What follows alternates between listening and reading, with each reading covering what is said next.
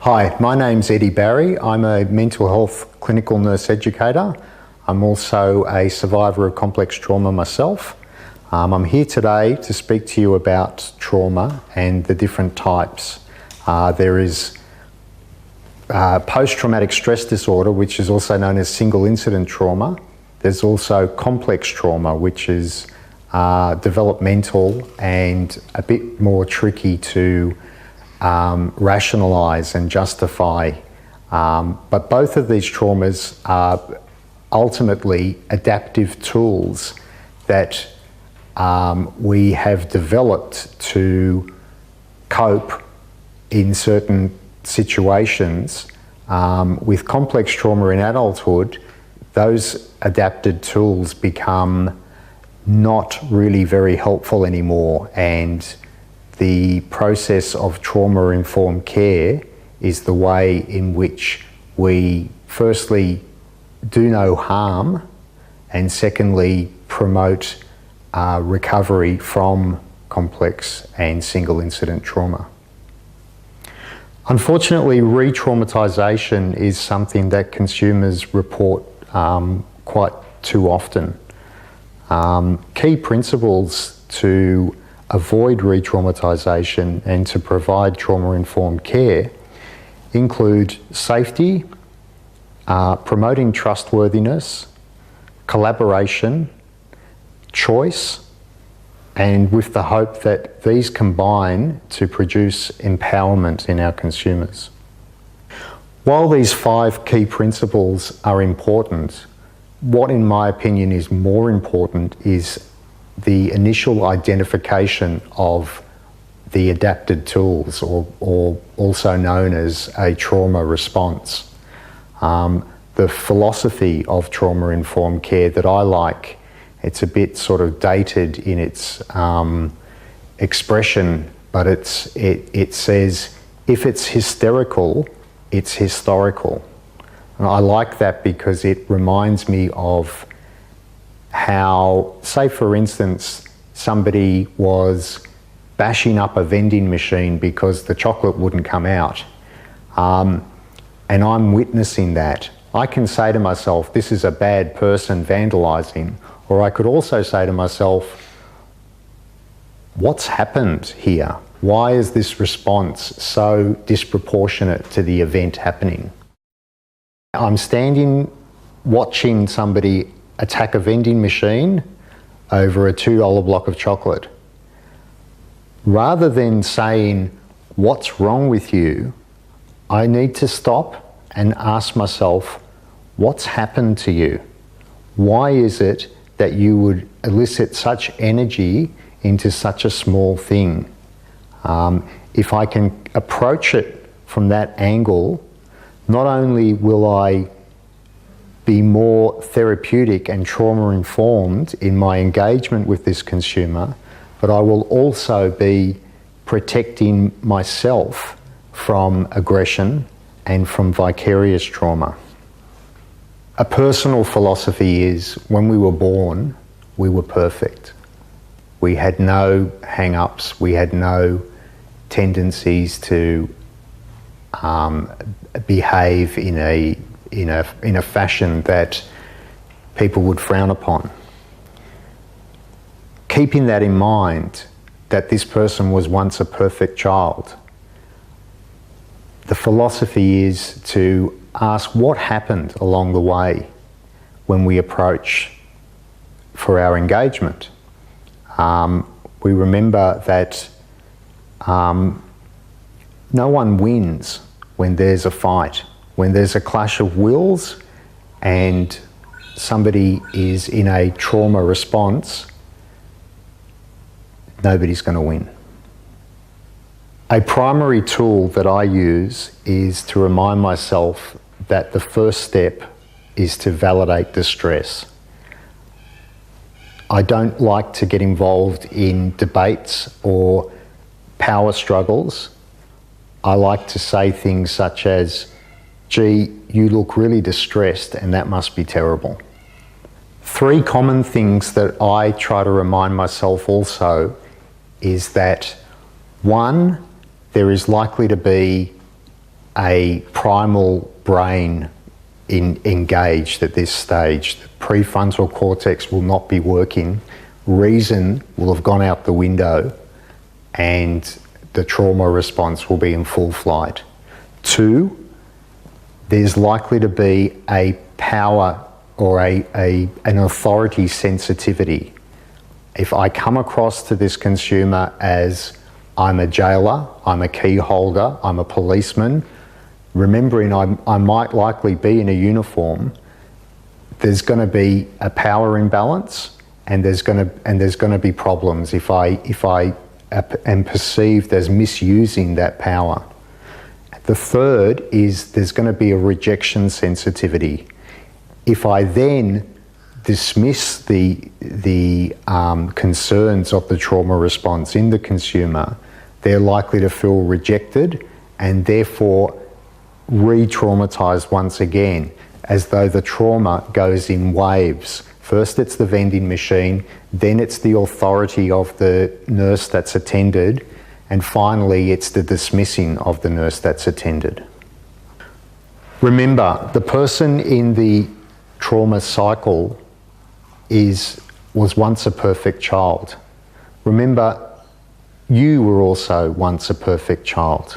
We need to protect both parties in this situation.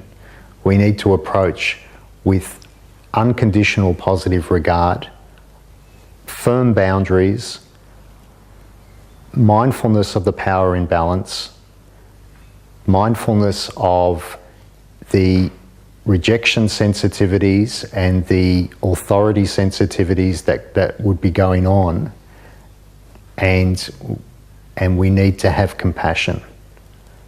We need to have compassion for the consumer. We also need to have compassion for ourselves, because not using trauma-informed care actually has the kick-on effect of having quite serious effects on us as mental health clinicians. Conversely, there are the benefits of trauma-informed care. There's a deeper level, in my opinion, there's a deeper level of satisfaction to be gained by cutting somebody some slack, by asking what happened to you rather than what's wrong with you, for not a benefit to not charging in, but to treading gently and remembering that everyone was a perfect child at one stage, and when we go home of an evening or even a morning after a night shift, to realise that by using the principles of trauma-informed care, we were actually able to not just avoid re-traumatisation of the consumer, but also avoid re-traumatising ourselves and spreading the compassion. Australia's peak body for trauma-informed care, the Blue Knot Foundation, says that the great news is that there's hope for a full recovery from both types of trauma. So our job primarily is to avoid re-traumatisation.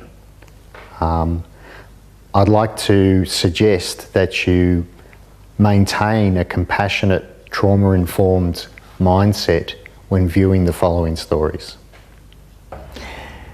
With the benefit of hindsight and perhaps age, I realise that I've probably always suffered from intermittent bouts of deep depression. My introduction to sex was an assault on a beach when I was 5 years old. My two brothers and younger sister were made to stand and watch. Thankfully, my younger sister bit the one who had his hand over her mouth to prevent her from yelling. This saved me from being assaulted by the other men who were with the perpetrator. The offender was found and jailed. At age 14, I was told that he had been found hung in his cell, and no one has any idea how this information has impacted on my life. After the first assault, I endured another 12 years of abuse, always by people who my parents entrusted my welfare to. And now I'm going to continue my therapy in the garden.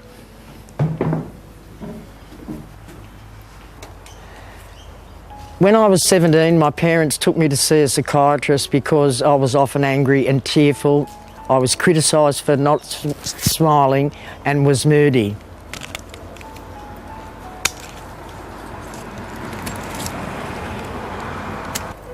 The other problem for me at this stage is the fact that I'm gay. This also added to my so-called serious nature. Homophobia is alive and well today, so you can only imagine what it was like almost 50 years ago. In my early 40s, a counsellor made me aware that in my formative years, I didn't actually have a lot to be happy about. Even today, I don't allow myself to acknowledge this. I feel that I should be able to cope because it all happened so long ago. It is so important for me to say that at this time I did have a lot of support from close friends and some members of my family.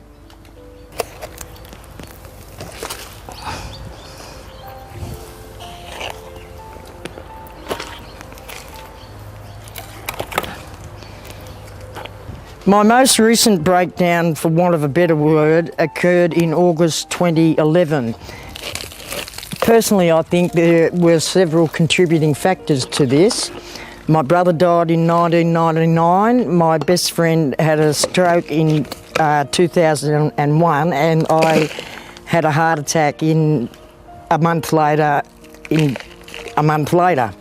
My friends Joan and Anne moved to the south coast of New South Wales in Ulladulla in 2001.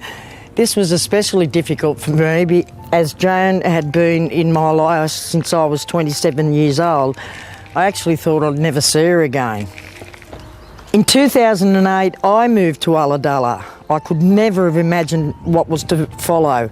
In Sydney, I had been active in the community 5 days of work doing voluntary work. This combined with my ongoing health problems contributed to my downward spiral in terms of my mental health. I literally lived on corn chips for about 18 months. One afternoon, the police arrived with a supervisor from home care. I actually used this service to clean for me fortnightly. The police told me to go to the hospital, and if they didn't, they would arrest me. I obviously went to the hospital, saw the doctor, who sent me home. A few weeks later, I asked a neighbour to phone an ambulance for me. I was taken to the local hospital, and after speaking to social workers, etc., I was told I would be admitted to a mental health facility, either voluntary or involuntary. Obviously, I chose voluntary. After a few weeks in this facility, I decided to play the game. For example, eat more in order to get out of that place. There is no doubt in my mind that I needed to be there for a period of time and that I also needed to be medicated. However, I strongly objected to the psychiatrist's comments when I related to him my physical health issues, especially when they could have been substantiated by a simple phone call. I'm not sure that I needed to be so heavily medicated to the degree that I couldn't string a sentence together because of the stuttering that the drugs caused me. During the 3 months that I was in this facility, my friends Joan and Anne were so good to me. They travelling a great distance to see and support me. They handled my money, took me out to buy clothes, get a haircut, etc. when I was on the road to recovery. They cleaned the flat I was renting and disposed of all my possessions because there was nowhere for them to be stored. Most of the time I hated that place with a passion. Most of the workers were kind, others treated you as if you had no intelligence. This is totally demoralising and not, in my opinion, conducive to recovery. The other problem for me was there was absolutely nothing to stimulate my mind when I was on the road to recovery. After I was released, I was fortunate enough to be housed with mental health, and I see my caseworker weekly. This has been a godsend to me, as I would have been homeless, and has enabled for me to function in society and improve my self-esteem.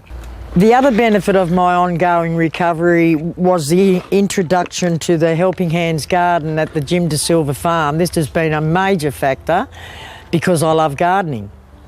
The mental health team I'm involved with continue to give me great support. I owe them a great deal of thanks.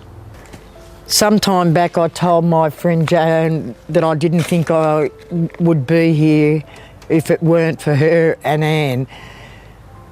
She said to me, "You did the work, we just walked beside you."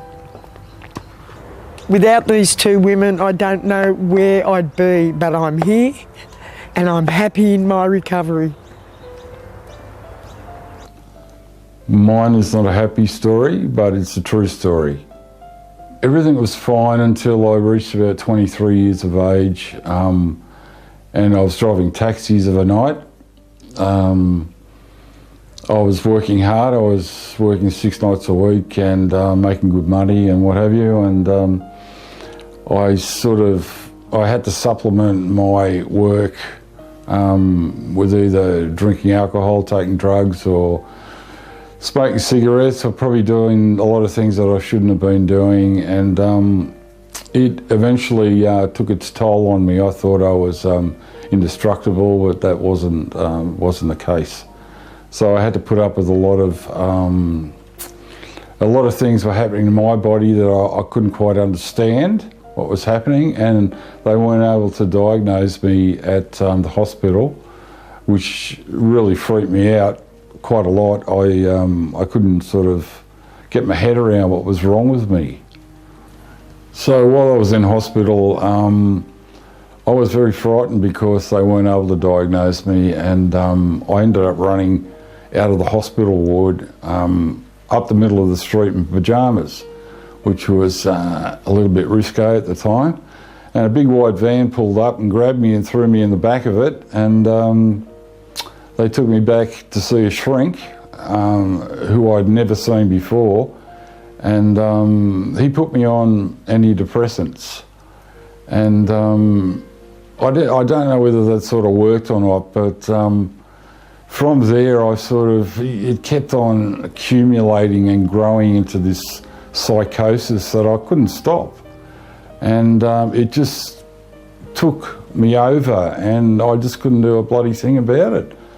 Unfortunately, so I had to live with that, and I was eventually admitted to another hospital in the psychosis and diagnosed with schizophrenia, and I've had to live with it. I've had medication that hasn't worked in the past, and the medication now, it's great, it does work, and I'm able to live a life that is full and rewarding.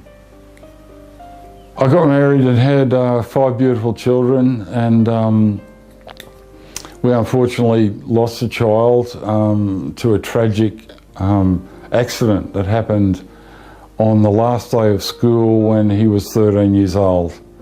And we lost him, and that was really hard to get through. And I thought the marriage could sort of stand that, but it actually couldn't. And unfortunately the marriage broke down. And the 4 children I have at the moment are all adults, and we have a tremendous, loving, warm relationship with all my kids, and I'm a very proud man. And actually the best thing that I've ever done in my life was to have children and be a part of their lives.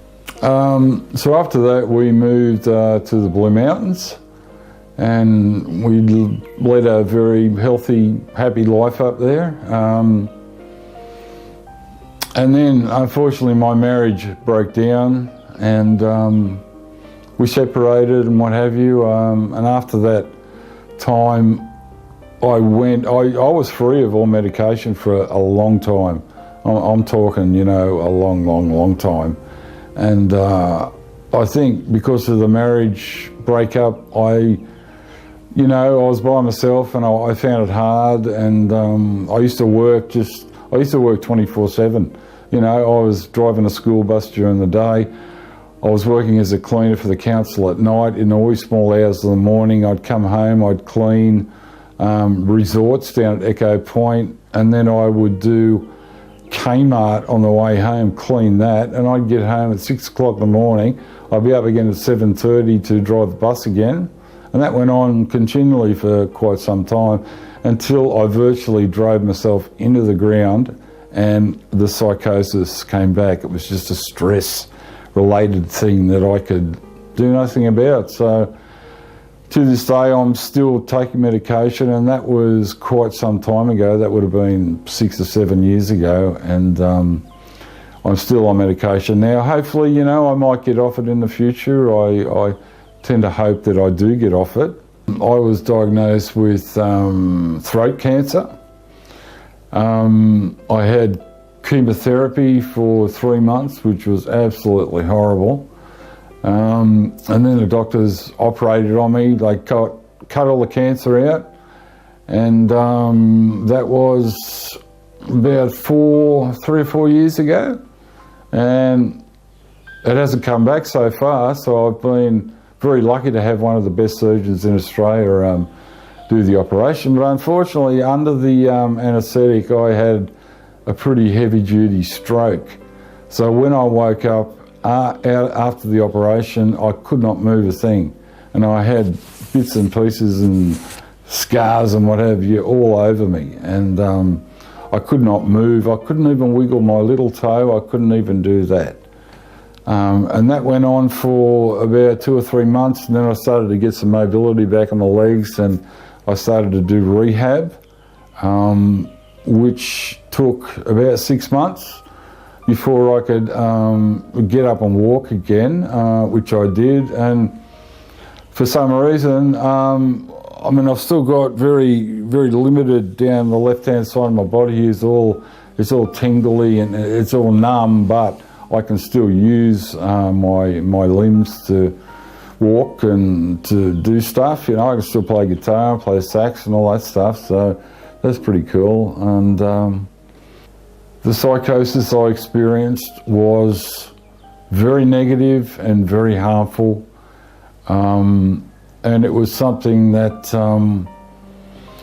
you feel, for me anyway, it feels like there's some sort of demonic kind of thing that sort of overtakes your body and makes you do things that you wouldn't normally do. And I think a lot of these things with schizophrenia, a lot of people brand them as being dangerous, you know, whereas personally I had enough control over mine to be able to sort out what was right and what was wrong.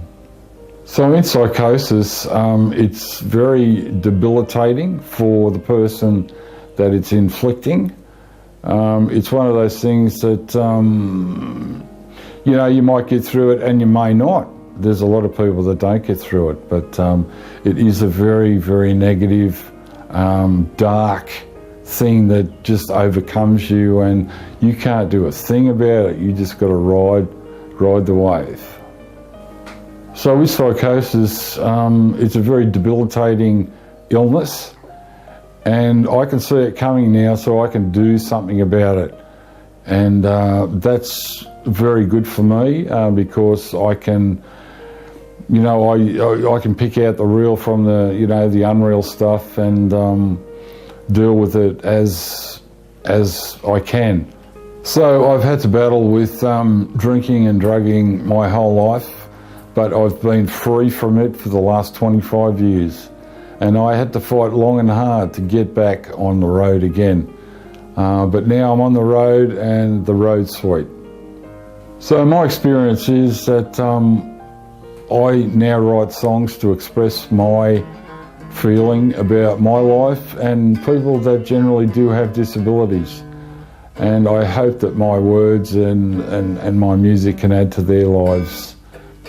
Anyway, I do listen to a lot of music, and I have written a lot of music over the years, and a lot of people with a mental illness do get stigmatised and put into a category, and unfortunately that's just the way things are, and can't really do much about it. But I have written a lot of songs about people that do have disabilities and have experienced psychosis, and hope to be able to touch them in some way, shape or form, you know. But I do have a lot of songs that I'm quite happy to part with. I think it's an important tool to be able to reach people with, and to be able to communicate with, and to be able to use it in a positive way.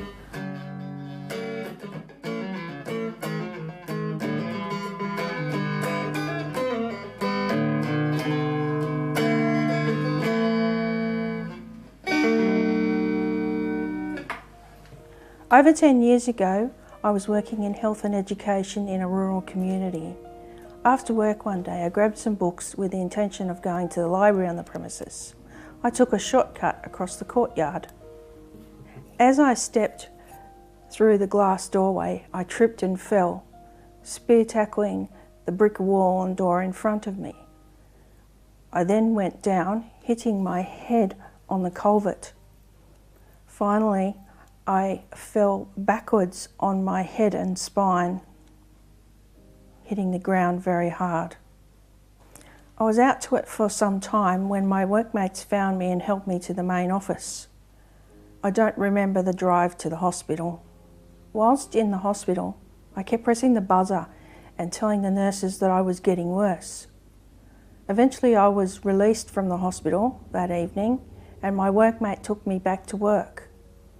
I tried driving home, but was on the verge of falling unconscious. At one point I blacked out and almost hit a power pole.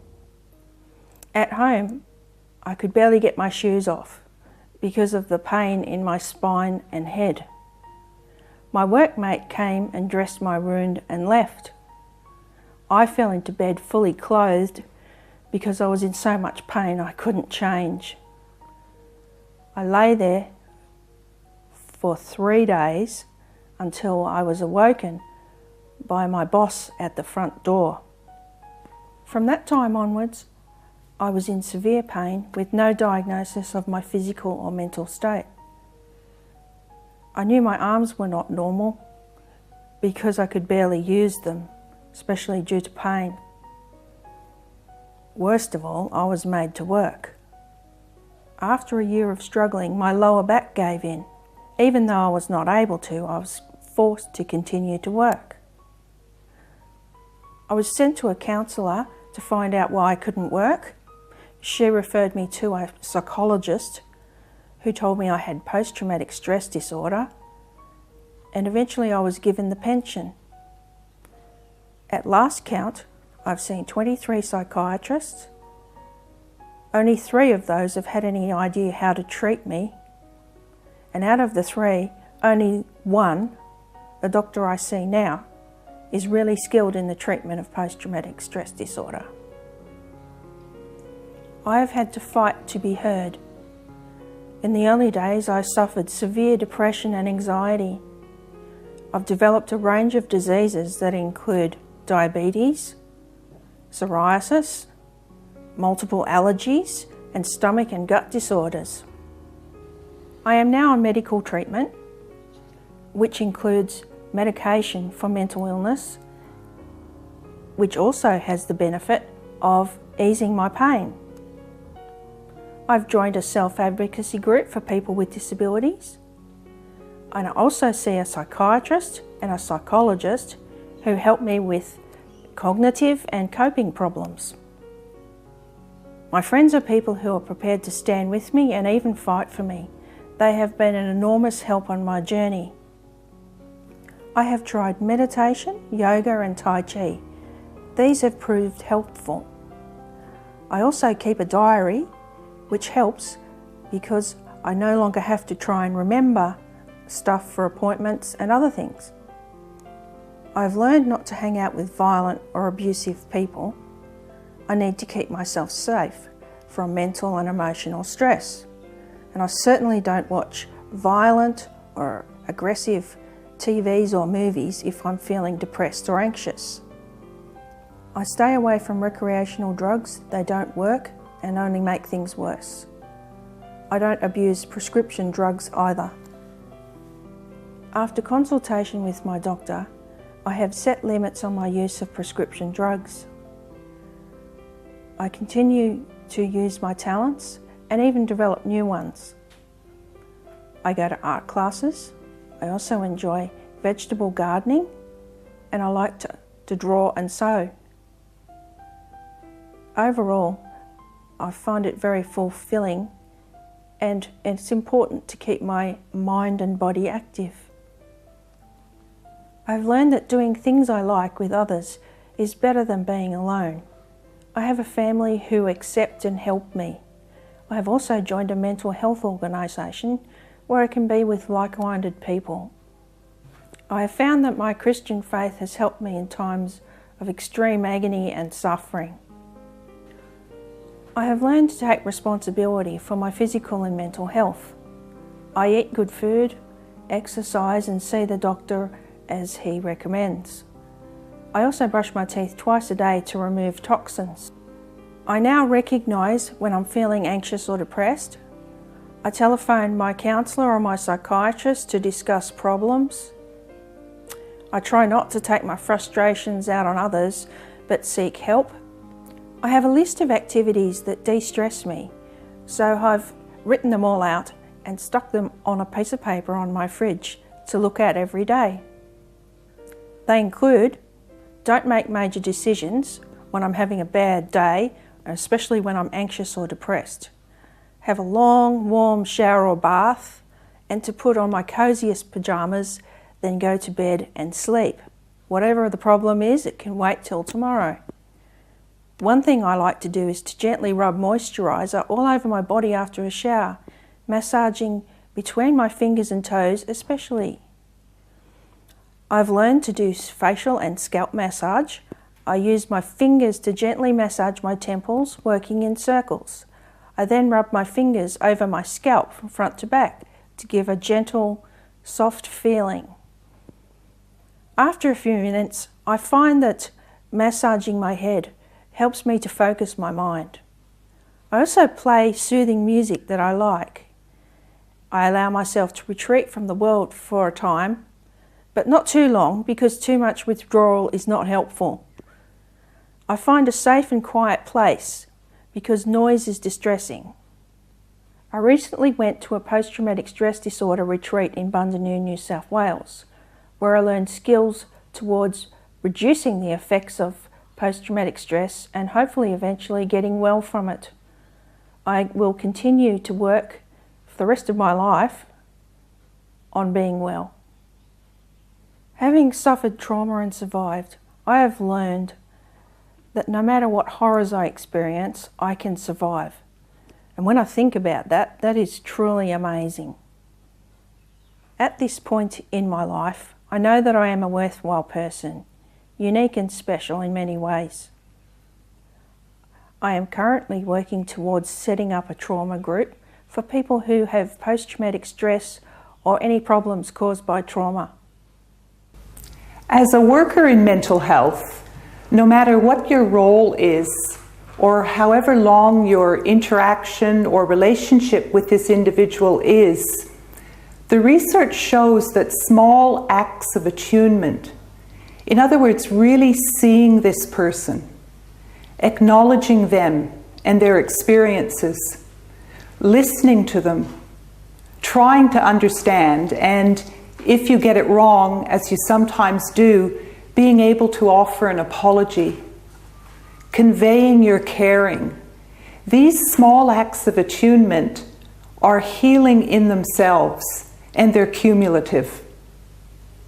In our work in mental health, we have many reasons for hope. We see recovery in action, so we're confident in promoting hope for people with a mental health condition who are living through trauma. We have heard about the negative impact of trauma on the brain, how it makes a person more susceptible to stress, for example. But what we're discovering about the brain is also exciting and full of hope. Our brains are learning with new experiences throughout our lifetime. As a new experience occurs, as learning happens, the nerve cell connections are increasing, and connections that are no longer being used start to drop away. So when a person learns a new skill, rehearses it, practices it, they are, with their mind and their actions, creating new and more helpful patterns. Each person here developed and continues to develop their own recovery in action. Anne says, I'm continuing my therapy in the garden. And she talks about the steadfast support of two friends who helped her both practically and emotionally. And she says, I wouldn't be here without them. Greg talks about writing songs that express his feelings and the feelings of people with a disability. He hopes to touch them with his music. And he also speaks about the warm and loving relationship he has with his children. Kim says, I take responsibility for my mental and physical health.